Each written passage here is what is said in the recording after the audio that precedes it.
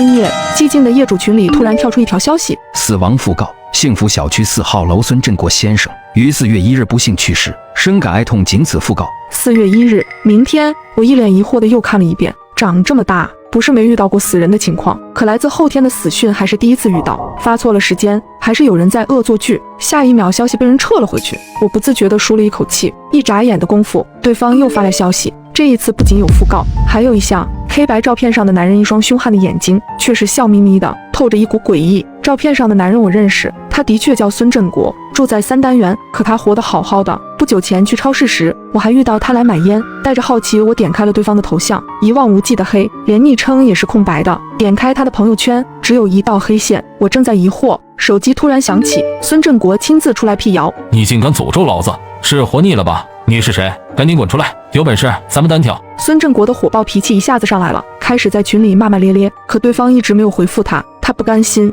又艾特了楼长，问他黑色头像是谁。楼长查了一圈也没弄清楚对方的身份。孙振国一肚子火没处发泄，在微信群里不停地发送语音，输出毕生所学的脏话。然而对方依旧没有现身。本以为闹剧就此结束，可第二天孙振国真的死了，死于车祸。我第一时间想到的是那个提前发布的讣告，忙不迭地打开手机，意外的是那个讣告竟然消失了，连同发布的人也不在群里，这是怎么回事？不对，孙振国聊天记录还在，他不可能对着空气发疯，这也太邪门了。最初小区里人人自危，生怕那诡异的讣告上会出现自己的名字。庆幸的是死亡讣告一直没有出现。3个月后，大家渐渐遗忘了这件事。然而在生活回归平静时，死亡讣告再次出现了。下班回来的我突然看到单元门口贴着一张白纸，上面森森然地写着一段血红色的大字：2单元赵硕先生于7月25日离世，哀痛万分，仅此讣告。明天就是7月25日，真的又有人要枉死。赵硕是我的初中同学，初中毕业后就出来打拼，看到讣告上是他的名字，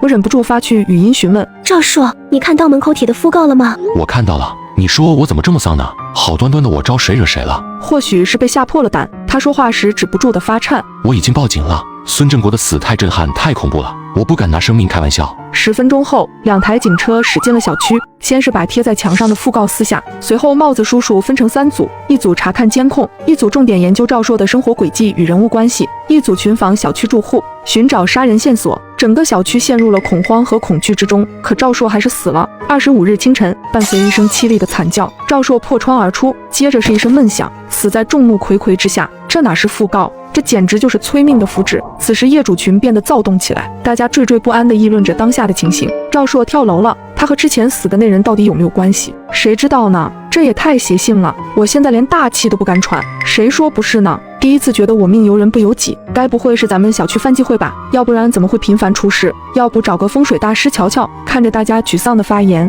我的心也陷入了谷底，头上仿佛悬着一把无形的刀。警察对这件事高度重视，设置了大量警员进行勘查。调查结果显示，案发现场没有第三人的痕迹，种种迹象表明赵硕属于失足坠楼，暂定为自杀。业主们总算松了一口气，可我没想到，下一个出现在死亡讣告上的名字竟然是我。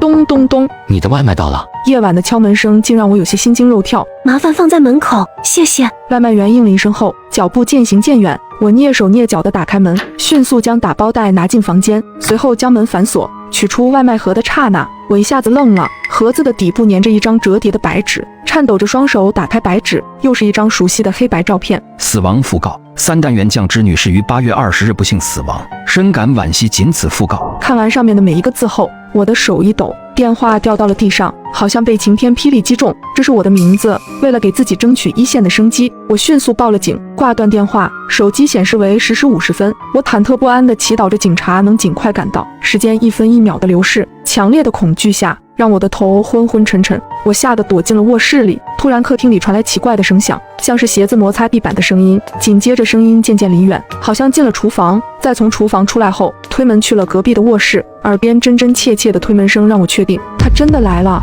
我的脸色陡然变得苍白，手也不住的发抖，颤抖的嘴唇咬紧牙关，极力不发出一丝声音，贴着房门蹲了下来。突然一阵敲门声响起，我的脑袋轰的一下炸开了，浑身止不住地发抖。接着传来一个极为温柔低沉却透着杀气的男声：江之，看到你的讣告了吗？我来送你上路。咚咚咚，把门打开吧，也逃不掉的。男人嘿嘿一笑，锁了门就万事大吉了吗？下一秒是钥匙转动的声音，我不禁将脑袋探出来，门口一双邪恶的眼睛紧紧盯着我，我被吓得瘫倒在地上。别过来，我根本不认识你，求求你不要伤害我。他愣了几秒，也不认识我正常。你还记得宋玉吗？我是他哥哥。他眯着眼睛，咬牙切齿地问：宋玉。听到这个名字，我的心猛地一沉。初中时代，家庭优渥的我无人敢惹，大家争先恐后的巴结我。宋玉是插班生，虽然是个乡巴佬，学习成绩却格外好，加上他长相甜美，很快就得到老师和很多同学的青睐。我觉得宋玉威胁到了我的地位，把他作为假想敌，处处针对他。于是我找了关系要好的2个朋友，制造了一场绑架案。这件事发生不久，宋玉就退学了。